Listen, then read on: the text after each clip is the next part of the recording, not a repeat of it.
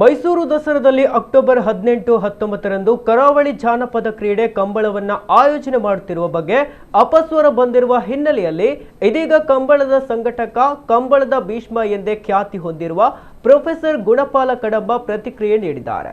ಮೈಸೂರಿನಲ್ಲಿ ನಡೆದ ದಸರಾ ಉತ್ಸವದ ಸಭೆಯಲ್ಲಿ ಸಿಎಂ ಡಿಕೆ ಶಿವಕುಮಾರ್ ಕಂಬಳ ನಡೆಸುವ ತೀರ್ಮಾನ ಕೈಗೊಂಡಿದ್ದು ಅವರ ಅಧಿಕಾರಾವಧಿಯಲ್ಲಿ ನಡೆಯುತ್ತಿರುವುದು ಯೋಗವಾಗಿದೆ. ಇದನ್ನ ಎಲ್ಲರೂ ಸೇರಿ ಯಶಸ್ವಿಗೊಳಿಸೋಣ. ಮೈಸೂರು ದಸರಾದಲ್ಲಿ ಕಂಬಳ ನಡೆಯಲೇಬೇಕು.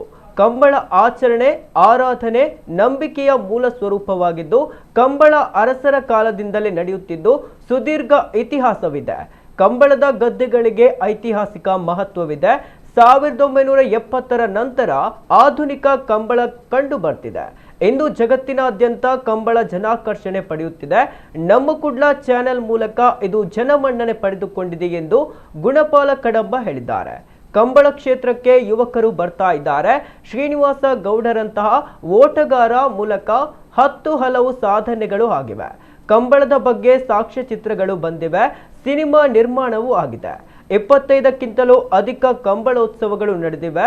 ಕರ್ನಾಟಕದ ಬಜೆಟ್ನಲ್ಲಿ 2012ರಲ್ಲಿ ಸದಾನಂದ ಗೌಡ ಮುಖ್ಯಮಂತ್ರಿಯಾಗಿದ್ದಾಗಲೇ ಆ ದಿನಗಳಲ್ಲೇ ಬಜೆಟ್ನಲ್ಲಿ 1 ಕೋಟಿ ರೂಪಾಯಿ ಕಂಬಳಕ್ಕೆ ಮೀಸಲಿಟ್ಟಿದ್ದರು. ಇಂದು ಮೈಸೂರು ದಸರಾ ವಿಶ್ವಮಾನ್ಯವಾಗಿದ್ದು ಕಂಬಳ ಮೈಸೂರಿನಲ್ಲಿ ನಡೆದರೆ ಅದಕ್ಕೆ ಇನ್ನಷ್ಟು ಮಾನ್ಯತೆ ಹೆಚ್ಚುತ್ತದೆ ಎಂದು ಕಡಂಬ ಅಭಿಪ್ರಾಯಪಟ್ಟಿದ್ದಾರೆ.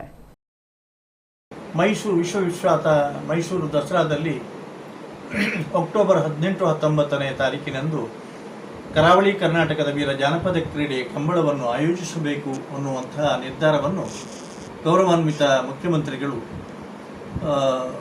ನಮ್ಮ ಪುತ್ತೂರು ಹಾಗೂ ಉಪ್ಪಿನಂಗಡಿಯ ಕಂಬಳದ ಆಯೋಜಕರಾಗಿರುವಂತಹ ಬೆಂಗಳೂರಿನಲ್ಲಿ ಯಶಸ್ವಿ ಕಂಬಳವನ್ನು ನಿರ್ವಹಿಸುವಲ್ಲಿ ಪ್ರಮುಖ ಪಾತ್ರ ವಹಿಸಿರುವಂತಹ ಸನ್ಮಾನ್ಯ ಅಶೋಕ್ ರೈ ಅವರಿಗೆ ಜವಾಬ್ದಾರಿಯನ್ನು ನೀಡಿರುತ್ತಾರೆ. ಬಂಧುಗಳೇ, ಕಂಬಳ ಕರಾವಳಿ ಕರ್ನಾಟಕದ ವೀರ ಜಾನಪದ ಕ್ರೀಡೆ ಕಂಬಳ ಇದು ಆಚರಣೆ, ಆರಾಧನೆ, ನಂಬಿಕೆಗಳ ಮೂಲ ಸ್ವರೂಪವಾಗಿದ್ದು ಕರಾವಳಿ ರೈತಾಪಿ ವರ್ಗದ ಜನರ ಸಾಂಸ್ಕೃತಿಕ ತಾಯಬೀರು ಕೂಡ ಆಗಿರುತ್ತದೆ. ಅಳುಪ ಅರಸರ ಕಾಲದಿಂದಲೂ ಕೂಡ ಕಂಬಳಕ್ಕೆ ವಿಶೇಷ ಮಹತ್ವವಿತ್ತು.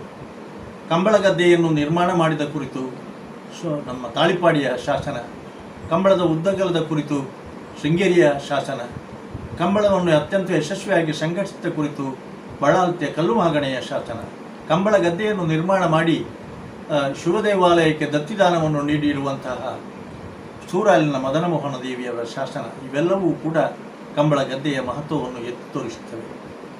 ಇಲ್ಲಿ ನಮಗೆ ಬಹಳವಾಗಿ ಮುಖ್ಯವಾಗಿ ಯೋಚಿಸಬೇಕಾದಂಥ ಅಂಶ 1970ನೇ ಇಸವಿಗಿಂತ ಮೊದಲು ಕೇವಲ ಸಂಪ್ರದಾಯ ಕಂಬಳಗಳು ಮಾತ್ರ ಕಂಡು ಬರ್ತಾ ಇದ್ದು ಇವತ್ತು 1970ರ ನಂತರ ಈ ಆಧುನಿಕ ಕಂಬಳಗಳಾಗಿ ಬಜಗೋಳಿಯನ್ ಗುಣಪಾಲ್ ಜೈನಿ ಮತ್ತು ಧರ್ಮರಾಜ್ ಜೈನಿ ಅವರಿಂದ ಪ್ರಾರಂಭಿಸಲ್ಪಟ್ಟು ಅನೇಕ ಆಧುನಿಕ ಕಂಬಳಗಳಿಗೆ ಇದು ಸ್ಫೂರ್ತಿದಾಯಕವಾಗಿ ಇಂದು ಜಗತ್ತಿನಾದ್ಯಂತ ಕಂಬಳ ಅತ್ಯಂತ ಆಕರ್ಷಣೆಯನ್ನು ಪಡೆಯುತ್ತಾ ಇದ್ದಾವೆ. ಈ ಕರಾವಳಿಯ ಈ ಭಾಗ ಮೈಸೂರು ಅರಸರ ಸಂಸ್ಥಾನಕ್ಕೆ ಸಂಬಂಧಪಟ್ಟದ್ದು ಅನ್ನೋದನ್ನು ನೆನಪಿಸಿಕೊಳ್ಳುತ್ತೇನೆ.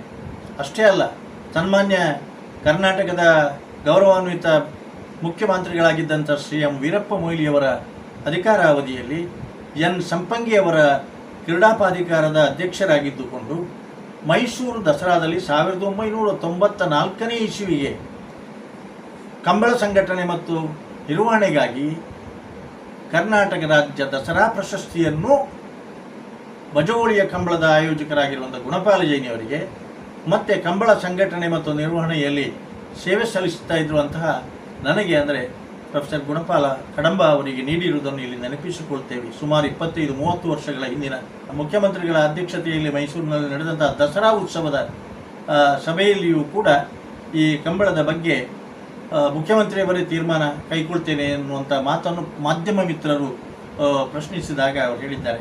ಹಾಗಾಗಿ ಒಂದು ಸನ್ಮಾನ್ಯ ಡಿ ಕೆ ಶಿವಕುಮಾರ್ ಅವರ ಅಧಿಕಾರಾವಧಿಯಲ್ಲಿ ಇದು ನಡೀತಾ ಇರುವುದು ಯೋಗ. ಅವರು ಬಯಸಿದಂತೆ ಅವರಿಗೆ ಮುಖ್ಯಮಂತ್ರಿ ಪಟ್ಟ. ಆ ಸಂದರ್ಭದಲ್ಲಿ ಒಂದು ಕಂಬಳವನ್ನು ಆಯೋಜಿಸಬೇಕು ಅನ್ನುವಂಥದ್ದು. ಹಾಗಾಗಿ ನಾವೆಲ್ಲ ಸೇರಿ ಈ ಕಂಬಳವನ್ನು ಅತ್ಯಂತ ಯಶಸ್ವಿಯಾಗಿ ಸಂಘಟಿಸೋಣ.